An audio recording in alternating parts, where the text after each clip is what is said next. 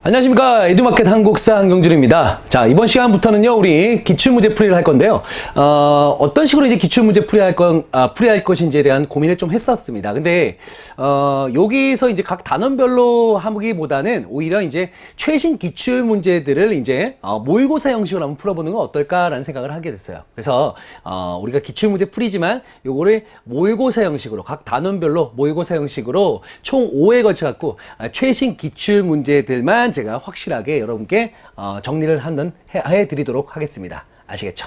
자, 그러면은 우리가 총 5회에 걸쳐서 역시 모의고사 형식이니까요. 여러분들 아마 우리 그 홈페이지에서 아마 이 모의고사 기출문제가 제공될 겁니다. 그러니까 미리 한번 풀어보세요. 풀지 않고 기출 강의만 들으시면 안 되고요. 직접 한번 시간을 정해서 풀어보신 다음에 그 다음에 요 기출문제 강의를 들으셔야지 충분히 그게 활용될 수 있는 부분이거든요. 어떤 부분이 내가 약한지 어떤 부분에 대해서 내가 좀 잘 알고 있는지 이런 것들을 충분히 우리가 분석을 해야 되니까요. 아시겠죠? 자, 그러면은 우리 한 문제 한 문제 풀어보면서 정리 한번 해봅시다. 네. 자, 요건 2019년도 이제 경찰 1차 문제인데요. 자, 다음 내용에 대한 설명으로 틀린 것은 이라고 나왔습니다. 자, 보시면요. 역사가와 역사적 사실은 상호 불가분의 관계다. 사실을 갖추지 못한 역사가는 뿌리가 없기 때문에 열매를 맺을 수 없다. 반면에 역사가가 없다면 사실은 생명이 없는 무의미한 존재일 뿐이다. 자, 지금 뭘 강조하고 있습니까? 역사가의 주관적 해석 능력에 대한 강조하고 있죠. 자, 우리가 역사라고 한다면 우리가 아마 여러분들이 아마 요 선사시에 들어가기 전에 사실로서의 역사와 그 다음에 기록으로의 역사를 우리가 좀 알고 있을 거예요. 자, 사실로서의 역사를 강조했던 부분은 제가 요 수업 시간에도 말씀했지만 랑케 같은 트렌드에 있습니다. 모든 것들은 다 객관적 사실이 중요한 거다. 객관적 사실을 강조했던 거고. 자, 여기는 뭐 크로체라든가 아니면은 EH 카라고 하는 분이에요. 이런 분들이 역사가의 주관적 해석, 주관적인 해석을 강조한 거죠. 한마디로 역사가가 새롭게 해석을 하는 그런 부분들이 역사에 있어서 상당히 중요한 부분이다 이거죠. 전문적으로 배우신 분들 아니야? 역사학자들은 그렇죠? 그분들의 어떤 주관적 해석을 통해서 새롭게 한번 해석하는 거. 그게 진정한 역사다. 중요한 걸 가려야 된다는 거죠. 한마디로 사실로서 역사는 중요한 것, 중요하지 않은 것 그런 걸 가리지 않고 모든 것은 다 중요한 역사야. 자, 반면에 여기 있는 크로체 같은 분들이 이런 얘기를 했어요. 뭐라고 하냐면 역사는 현대사이다. 그러니까 현대 입장에서 얘는 과거의 어떤 그 사실을 재해석해서 중요한 것들을 가려내야 된다는 거죠.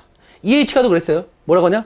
역사는 과거와 현재의 끊임없는 대화이다. 자, 이거 보시면 여기 나와 있죠? 역사는 역사와 사실이 끊임없는 상호작용의 과정이다 라고 얘기했죠.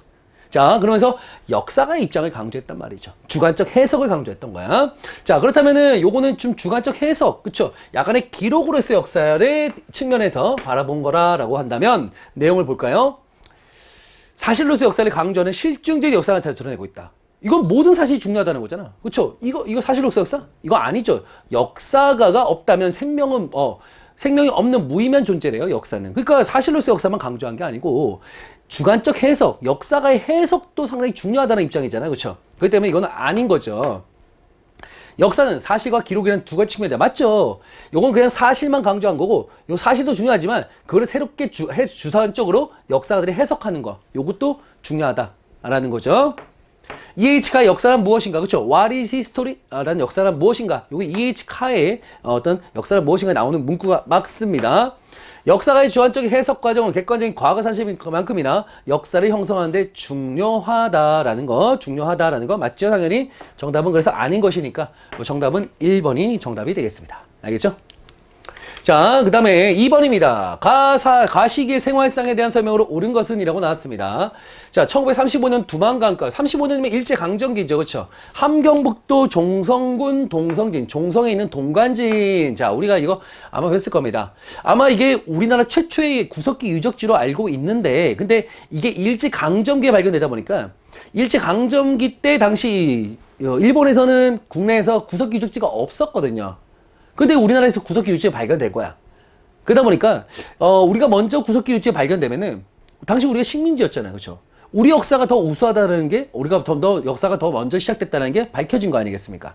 그러니까 자신들의 어떤 식민사관에 대한 부분들을 강조할 수가 없고 왜곡할 수가 없는 부분이죠. 그래서 이거는 어떻게 되냐?